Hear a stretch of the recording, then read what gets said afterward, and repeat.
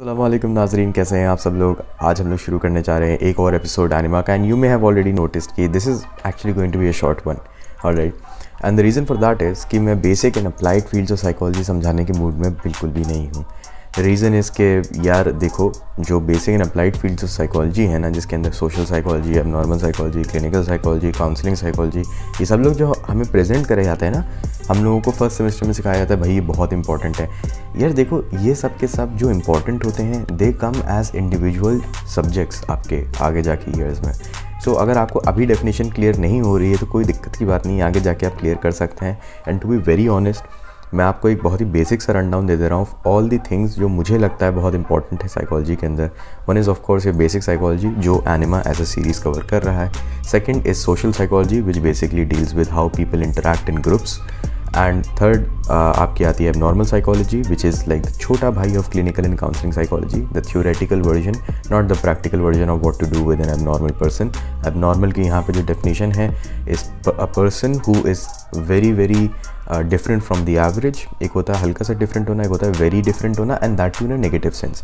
For example, Sherlock Holmes भी abnormal है, but you and I will not consider him worthy of being institutionalized, let's just put it like that. And the reason for that is because Sherlock का जो IQ है, it's a highly desirable trait, it makes him cool, right? आप में से कोई ने Sherlock देख के ये नहीं कहता होगा कि भाई कितना पागल इंसान है, आप लोग कहते हैं भाई क्या ही इंसान है, मज़ा आ गया देख के इसे। Why does that happen? He is also very different from the general public, but the reason is कि whatever he is doing, we also make a value judgment there. और value judgment ये होता है कि जिस तरीके से वो इंसान अलग है सोसाइटी से, is it something good or is it something that is bad? So हम लोग शेरलॉक के हिसाब से ये जज करते हैं कि it's something very good.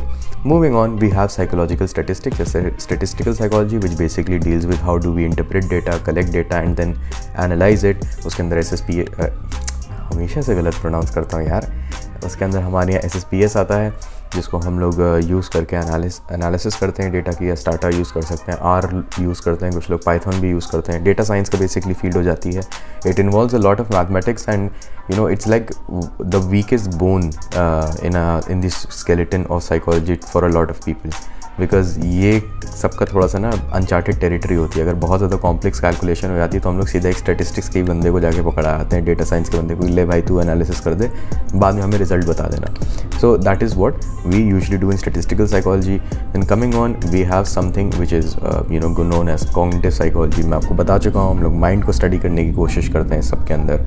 Positive psychology होता है जहाँ पे हम लोग स्पिरिचुअल हेल्थ पे ज़्यादा फोकस करते हैं। साइकोलॉजिकल टेस्टिंग जो मैं इस सेमेस्टर पढ़ भी रहा हूँ, deals with how do we administer test. Organisational psychology and behavioural psychology, organisation behavioural psychology साथ साथ ही आता है। It talks about how do people interact in an organisation and you know the types of psychological tricks that you can employ while you are at an organisation. इसके सिवा एक parapsychology भी आती है, बहुत ही इंटरेस्टिंग फील्ड है ये, but it's not considered scientific.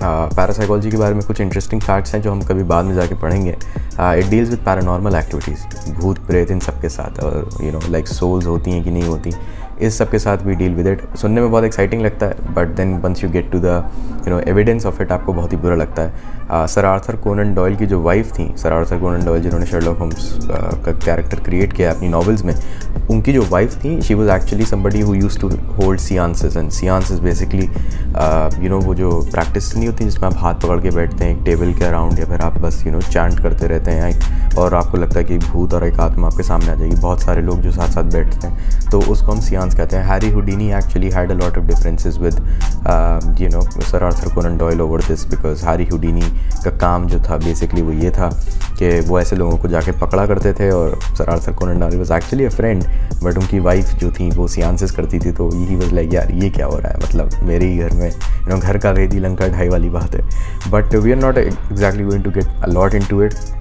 so let me just move forward and tell you about the different kinds of things that you know you would be studying in psychology आगे चल के।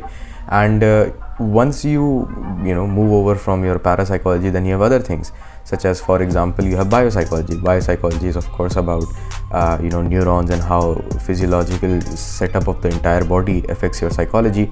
उसमें भी एक थोड़ी सी reductionist approach होती है, but of course we are going to study more about it as we move on.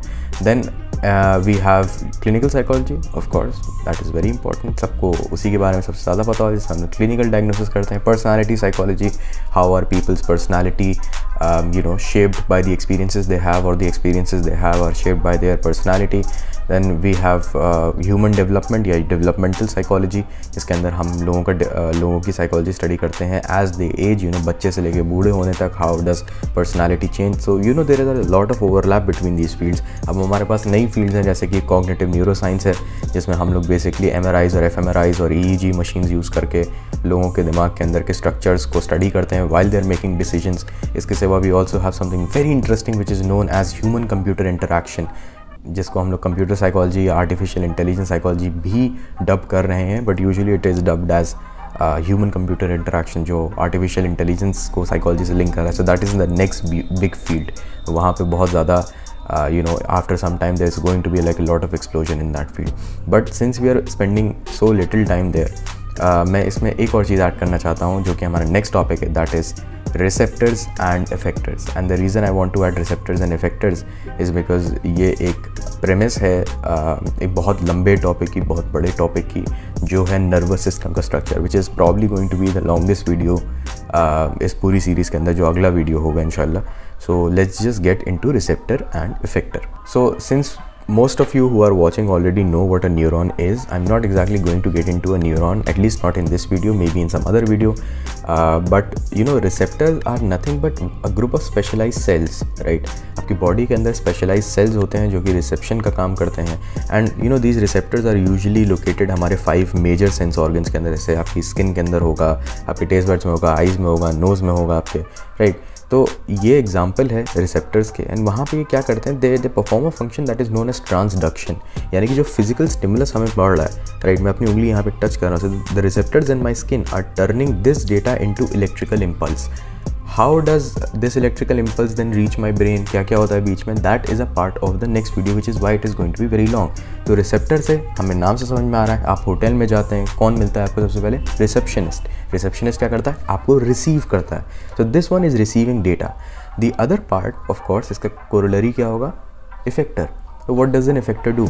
An effector basically helps us to channelize जो electrical impulse हमारे brain से आ रही है, उसको movement के अंदर convert करने में हमारी help करता है. And effector के बहुत सारे examples हो सकते हैं जो मे बी आपको कुछ तो बहुत ही clear होते हैं और कुछ आपको समझने में थोड़ा time लगता है. जैसे for example एक muscle जो contract करती है, right, to move an arm, आपके हाथ हिलाने के लिए, that is an example of an effector.